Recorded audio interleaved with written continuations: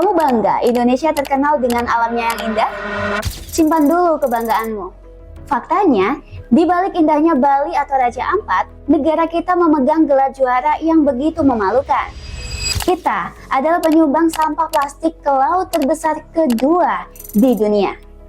Tiap tahun, jutaan ton plastik di negara ini berakhir di lautan. Pertanyaannya, siapa yang paling bertanggung jawab? Apakah murni karena kamu malas buang sampah pada tempatnya? Atau korporasi raksasa yang sengaja cuci tangan? Welcome to Pojok Pintar. Ayo kita bongkar kebodohan sistem yang satu ini ya sob. Krisis sampah plastik ini bukan cuma soal estetika sungai yang jadi jelek. Ini soal nyawa dan masa depan. Ketika sampah-sampah plastik ini terobang-ambing di laut, mereka hancur menjadi partikel kecil yang disebut dengan mikroplastik. Siapa yang makan mikroplastik itu? Ikan. Lalu siapa yang makan ikan itu? Ya, aku dan kamu. Kita secara tidak sadar sedang meracuni diri kita sendiri.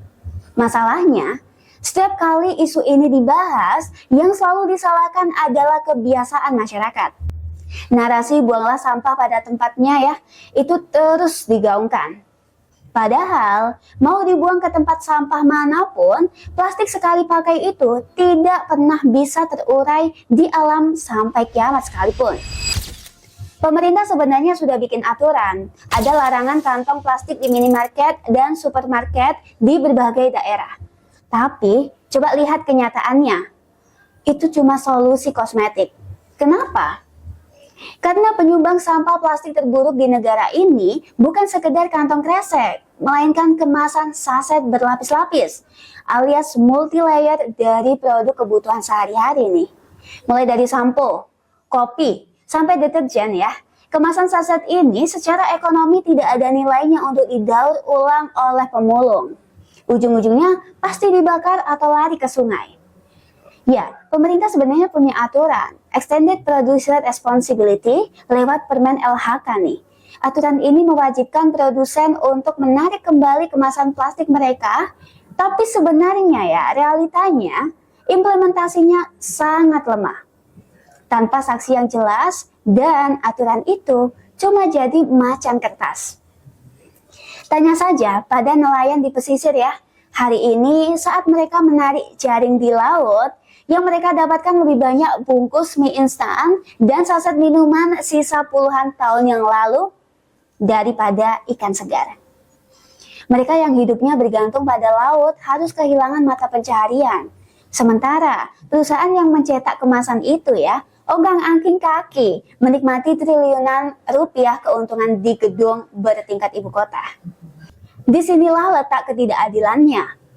Korporasi fast moving customer goods raksasa terus memproduksi kemasan plastik saset jutaan pieces setiap harinya. Karena itu murah dan bikin profit mereka jadi lebih maksimal. Lalu saat kemasan itu jadi sampah, siapa yang harus bayar biaya pengelolaannya? Siapa yang harus bayar biaya kesehatan karena pencemaran mikroplastiknya? Ya kita, masyarakat pembayar pajak dan lingkungan yang harus menanggung beban eksternalitasnya. Banyak korporasi yang bikin program bank sampah atau daur ulang.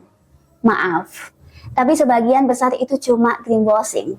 Praktik cuci tangan agar mereka terlihat peduli lingkungan, padahal ya, mesin pabrik mereka terus mencetak plastik baru setiap detiknya. Ini omong kosong. Solusinya harus tegas. Pemerintah jangan cuma berani menekan konsumen kecil, berani tidak pemerintah memberi sanksi yang keras, memajaki, atau bahkan melarang korporasi raksasa memproduksi kemasan saset yang tidak bisa didaur ulang. Ya, sebenarnya kuncinya ada di paksa mereka investasi ke teknologi kemasan ramah lingkungan, bukan membebankan masalahnya ke rakyat. Dan buat kamu ya, berhentilah cuma merasa bersalah. Mulai sekarang, kita harus kritis menuntut pertanggungjawaban dari merek-merek yang kita beli setiap harinya. Nah, menurut kamu, mungkinkah pemerintah kita berani menindak tegas korporasi raksasa penghasil sampah ini? Atau mereka udah kalah duluan?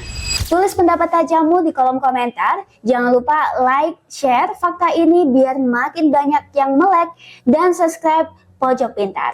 Aku Lia, salam kritis dan sampai jumpa.